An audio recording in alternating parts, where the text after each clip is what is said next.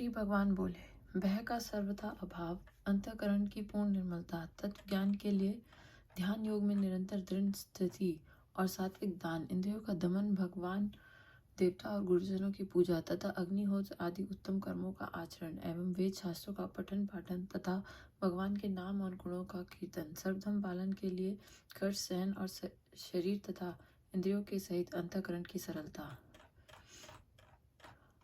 मन वाणी और शरीर से किसी प्रकार भी किसी को कष्ट ना देना, यथार्थ और प्रिय भाषण, अपना अपकार करने वालों पर भी क्रोध का ना होना, कर्मों में कर्तापन के अभिमान का त्याग, अंतःकरण की उपलब्धि अर्थात चित्त की चंचलता का अभाव, किसी की भी निंदादि ना करना, सब भूत प्राणियों में हेतु रहित दया, इंद्रियों का विषयों के साथ संयोग होने पर भी उनमें आसक्ति का ना होना, कोमलता, लोक और शास्त्र के विरुद्ध आचरण में लज्जा और व्यर्थ चेष्टाओं का अभाव, तेज, क्षमा, धैर्य, बाहर की शुद्धि एवं किसी में भी शत्रु भाव का ना होना और अपने में पूज्यता के अभिमान का अभाव, ये सब तो हे अर्जुन दैवी संपदा को लेकर उत्पन्न हुए पुरुष के लक्षण हैं।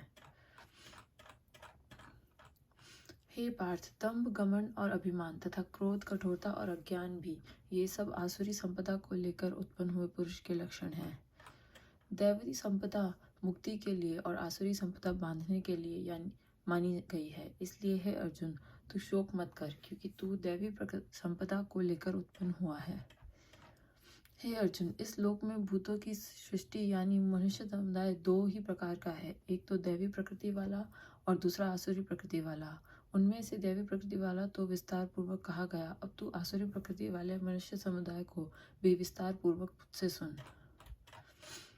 आसुर स्वभाव वाले मनुष्य प्रवृत्ति और निवृत्ति इन दोनों को ही नहीं जानते, इसलिए उनमें ना तो बाहर भीतर की शुद्धि है, ना श्रेष्ठ आचरण है और ना सत्य भाषण ही है। वे आसुरी प्रकृति वाले मनुष्य कहा करते हैं कि जगत आश्रय रहित, सर्वथा असत्य और बिना ईश्वर के अपने आप केवल स्त्री पुरुष के संयोग से उत्पन्न है, अतएव केवल काम ही इसका कारण है, इसके सिवा और क्या है। इस मिथ्या ज्ञान को अवलंबन करके जिनका स्वभाव नष्ट हो गया है तथा जिनकी बुद्धि मंद है, वे सबका अपकार करने वाले क्रूर कर्मी मनुष्य केवल जगत के नाश के लिए ही समर्थ होते हैं।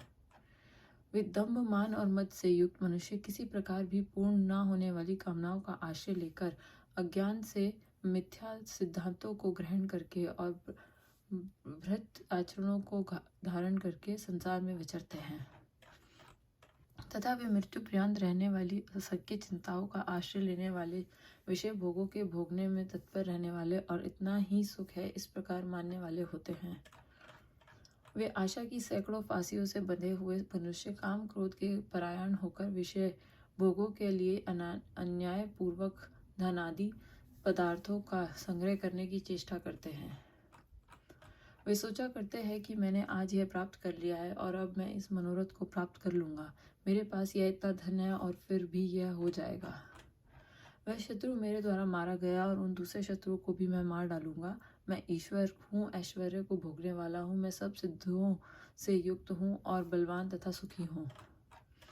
मैं बड़ा धनी और बड़े कुटुंब वाला हूँ, मेरे समान दूसरा कौन है। मैं यज्ञ करूंगा, दान दूंगा और आमोद प्रमोद करूंगा। इस प्रकार अज्ञान से मोहित रहने वाले तथा अनेक प्रकार से भ्रमित चित्त वाले मोहरूप चाल से समावृत और विषय भोगों में अत्यंत आसुर लोग महान अपवित्र नरक में गिरते हैं। वे अपने आप को ही श्रेष्ठ मानने वाले घमंडी पुरुष धन और मान के मद से युक्त होकर केवल नाम मात्र के यज्ञों द्वारा पाखंड से शास्त्र विधि रहित यजन करते हैं। वे अहंकार, बल, घमंड, कामना और क्रोध आदि के परायण और दूसरों की निंदा करने वाले पुरुष अपने और दूसरों के शरीर में स्थित मुझ अंतर्यामी से द्वेष करने वाले होते हैं। उन द्वेष करने वाले पापाचारी और क्रूर कर्मी नराधमों को मैं संसार में बार बार आसुरी योनियों में ही डालता हूँ। हे अर्जुन, वो मूढ़ मुझको ना प्राप्त होकर ही जन्म जन्म में आसुरी योनि को प्राप्त होते हैं, फिर उससे भी अति नीच गति को ही प्राप्त होते हैं, अर्थात घोर नरकों में पड़ते हैं। काम, क्रोध तथा लोभ ये तीन प्रकार के नरक के द्वार आत्मा का नाश करने वाले अर्थात उसको अधोगति में ले जाने वाले हैं, अतएव इन तीनों को त्याग देना चाहिए। हे अर्जुन, इन तीनों नरक के द्वारों से मुक्त पुरुष अपने कल्याण का आचरण करता है। इससे वह परम गति को जाता है, अर्थात मुझको प्राप्त हो जाता है। जो पुरुष शास्त्र विधि को त्याग कर अपनी इच्छा से मन माना आचरण करता है, वह ना सिद्धि को प्राप्त होता है, ना परम गति को और ना सुख को ही। इससे तेरे लिए इस कर्तव्य और कर्तव्य की व्यवस्था में शास्त्र ही प्रमाण है। ऐसा जानकर तू शास्त्र विधि से नियत कर्म ही करने योग्य है। ओम जय भगवत गीता।